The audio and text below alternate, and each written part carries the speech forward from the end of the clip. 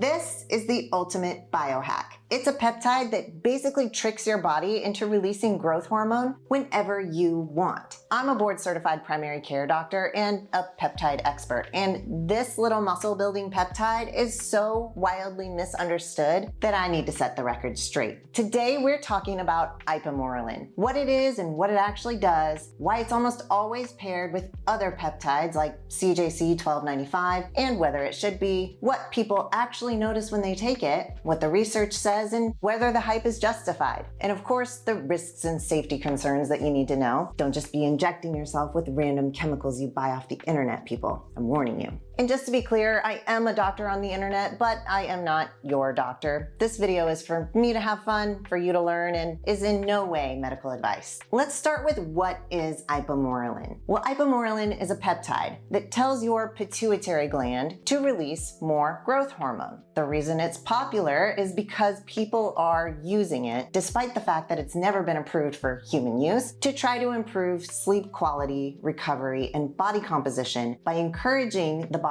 to release more of its own growth hormone. Now that doesn't make it unique. Peptides like Sermorelin, CJC 1295, and Tesamorelin all increase growth hormone too. What makes Ipamorelin different is how it sends the signal. The peptides I just mentioned mimic a hormone called growth hormone releasing hormone, or GHRH. That's one of the body's natural ways of stimulating growth hormone release, but Ipamorelin takes a completely different approach. Instead, it mimics a hormone called Ghrelin. Now, at first glance, that seems kind of strange. Why would your body have two completely different hormones that both increase growth hormone? Well, the answer is that they evolved for completely different jobs. Growth hormone releasing hormone is your body's scheduled growth hormone system. It's released in carefully timed pulses throughout the day and especially at night to coordinate growth, repair, recovery, and maintenance. Ghrelin is your body's emergency growth hormone system. It's released when you're hungry, when calories are scarce, when your body thinks resources might be limited. Both systems ultimately increase growth hormone, but they're responding to very different biological situations. Human studies have demonstrated that Ipamorelin produces a robust pulse of growth hormone that typically peaks around 40 minutes after it's taken, and it was generally well tolerated in the populations studied. One of the most interesting findings came from a study where Ipamorelin was given repeatedly over 21 days, where we learned that the pituitary doesn't appear to become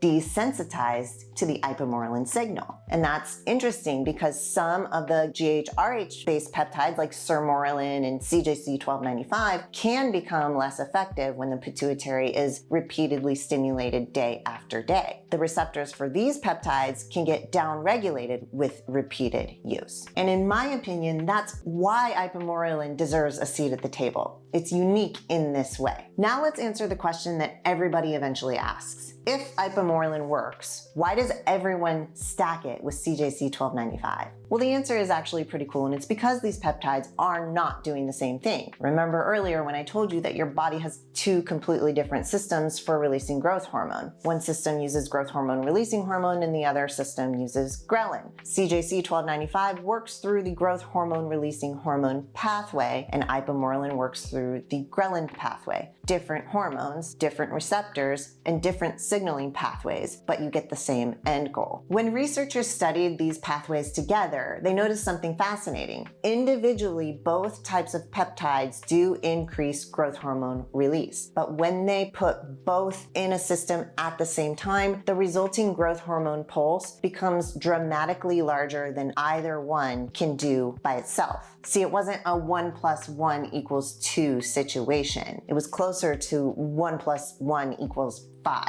And I've said this before, but it's like when you squeeze a sponge and a little bit of water comes out. Say that's like the peptide CJC 1295 or Sermorelin. But when you give the sponge a little squeeze and a little bit of water comes out, Ipamorelin could technically come up and squeeze it a little harder and let all the water out. You just get more. And that's why the stack became famous, not because Ipamorelin doesn't work by itself, or CJC 1295 doesn't work by itself, but because together they appear to create a much larger signal. More bang for your buck. Does that mean that everybody needs to use both? Well, no, but at least now you understand the science behind why the combination is popular. Now let's get to the part that everybody really cares about. What do people actually notice when they take Ipamorelin? And let me be clear here, Ipamorelin is not currently approved for human use. So here's where I'm stepping outside the world of approved medical indications and into the world of what I know people are actually doing, approved or not. But I do like to report what I know about things. What's interesting is that dramatic muscle building stories are actually pretty rare when people use Ipamorelin by itself. The thing that comes up over and over again isn't really muscle gain, it's sleep. People talk about getting better, deeper sleep, more vivid dreams, and waking up feeling like they recovered better. And better sleep is probably the single most commonly reported benefit. Another thing people talk about is recovery though. Less soreness, better recovery between workouts, feeling like they can train harder and bounce back faster. And that makes a lot of sense because growth hormone is associated with increased tissue repair and recovery, so that shouldn't surprise you. If somebody is consistent enough with Ipamorelin, what they notice is over time, their body composition does change, especially if they're putting in the effort in the gym. So fat loss seems a little bit easier, muscle gain seems a little bit better, and training feels like it's slightly easier. Nothing dramatic, not like steroid changes, just gradual improvements that accumulate over a couple of months. But it's cool. Now this honestly goes with most of the peptides that increase growth hormone, but they notice changes in skin and hair quality. But the overall theme remains pretty consistent. You know, better sleep, better recovery, and over time, modest improvements in body composition. That's the real story of Ipamorelin. Now, here's my product plug. If you are actively doing something to change your body composition, I think the most important thing you can do is not just track your weight or cross your fingers and look in the mirror. People get frustrated when weight is the only variable. So here's where I'll tell you about what I personally use, which is the Hume Body Pod Analyzer. It's not a smart scale, it's a body analyzer. It uses 8 frequency sensors to scan your arms, your legs, and your torso with 98% accuracy. And I know because I tested it against other body scanners, including a DEXA scan. Instead of knowing just my weight, I like using my Hume Body Pod because I can see exactly where my fat mass is dropping and where my lean muscle is growing, or the other way around. So I got Hume Health to sponsor this video. Thank you to Hume Health. If you click on the link in my description, it can combine with Hume's current discounts to give you up to 50% off the total price. Plus you can use an HSA or an FSA for it. So just for clarity's sake, let me say what most people get wrong about Ipamorelin. 2 really big myths. And the first myth is that you have to pair it with CJC 1295 or Sermorelin or Tesamorelin for it to work. But I hope from what we just went through, you understand, no, you absolutely do not. And we've already talked about why the combination became so popular. Remember 1 + 1 = 5? Well, when you stimulate both the growth hormone releasing hormone pathway and the Ghrelin pathway at the same time, you can get a much larger growth hormone pulse than either pathway produces on its own. But that doesn't mean that Ipamorelin suddenly stops working if you don't pair it with something else. In fact, I've seen people use Ipamorelin completely differently depending on what they're trying to accomplish. Some people specifically use the Ghrelin pathway during the day, particularly around training sessions, because they're trying to take advantage of that physiologic time to mobilize resources signal. Then they reserve the growth hormone releasing hormone peptides like CJC 1295 or Sermorelin for bedtime, when it makes more physiologic sense to support the body's normal overnight growth hormone rhythm. The other thing worth mentioning is that I've personally seen some pretty significant allergic reactions to the growth hormone releasing hormone peptides, and I've seen it with Sermorelin, with CJC 1295, and Tesamorelin specifically. Not very common, but I've seen these reactions in each of these peptides, and they were severe enough to get my attention, like close to anaphylaxis level reactions. Interestingly, I've never personally encountered that kind of reaction with Ipamorelin or talked to anybody who had that reaction with Ipamorelin, and I'm sure there are reports out there, but I haven't seen one myself. So if you've ever had a reaction to Ipamorelin or know somebody who has, please put it in the comments. Or if you're somebody who's had a reaction to Sermorelin, CJC 1295, or Tesamorelin, but you're sad that you can't use those peptides anymore, add Ipamorelin. The second myth that I see is that Ipamorelin should only be taken at night, but really it just needs to be taken when you want growth hormone to come out and do its thing. Remember that it's an emergency recovery signaling system without the cortisol and prolactin. You can think of Ipamorelin like putting your foot on the gas pedal, but you have another hormone called somatostatin that pushes the brakes and keeps the pituitary from releasing growth hormone all the time. But food is the key here. Within minutes of eating, your body starts releasing somatostatin. So if your goal is to maximize the growth hormone response from Ipamorelin, taking it immediately around a meal probably doesn't make a lot of sense. You're essentially trying to step on the gas pedal while simultaneously standing on the brakes. One time I did this and launched my car. It was really fun, but I had to let my foot off the brake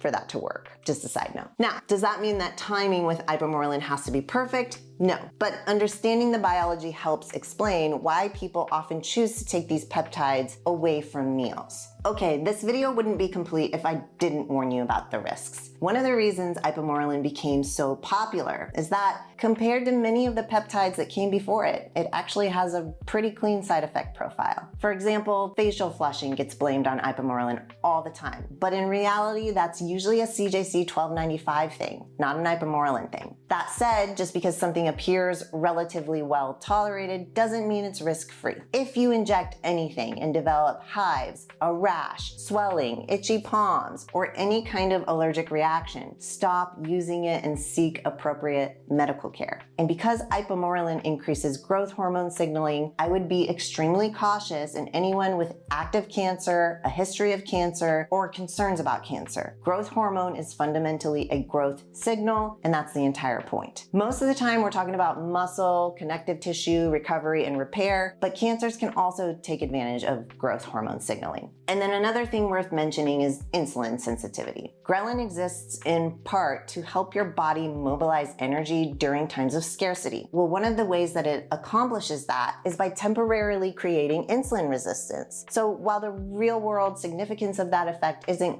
entirely clear, it's something worth understanding if you're already dealing with metabolic dysfunction. Also remember that increasing growth hormone for lengthy periods can increase water retention and swelling. Let's talk about who Ipamorelin makes sense for. Now, obviously, Ipamorelin is not approved for human use yet, but if that ever changes, and it might really soon, here's where I think it would make the most sense. Not for a 20-year-old trying to gain 15 or 20 pounds of muscle before spring break, or a person looking for some sort of magical shortcut. The people I think that would benefit the most would be people who are doing everything right, but recovery just isn't what it used to be, or they want to see if they could get better recovery. Like a 45-year-old who's still training hard, but stays sore for 3 days after every single workout, or a person who sleeps 7 hours but never wakes up feeling rested. They're not getting enough deep sleep. The person trying to maintain muscle, improve body composition, stay active, and age well without immediately jumping to more aggressive interventions like hormone replacement. Or even really active people who can't help but beat themselves up day after day. When you look at the research and when you look at the anecdotal reports, meaning this is people's experience with it, the same things keep showing up. Better sleep, better recovery, and over time, better body composition. But if you're expecting some sort of steroid-like muscle gain or dramatic fat loss or some sort of overnight transformation using peptides, you're probably going to be disappointed with this one. So after spending hours digging through the mechanisms, the studies, the history, and the real-world experiences surrounding Ipamorelin for you, I do still feel like this is an amazing peptide. I mean, convince the body to pump out emergency growth hormone whenever you need it. I think that's pretty cool. Just know that it's important to be fasted when you do that or you're putting the brakes on it. Now, if you want to go deeper into peptides, you have a need to eventually prescribe them or coach somebody through them, and you'll want to know how all of these compounds actually work and how your biology could work with them. I created a course called Peptide Mastery for exactly that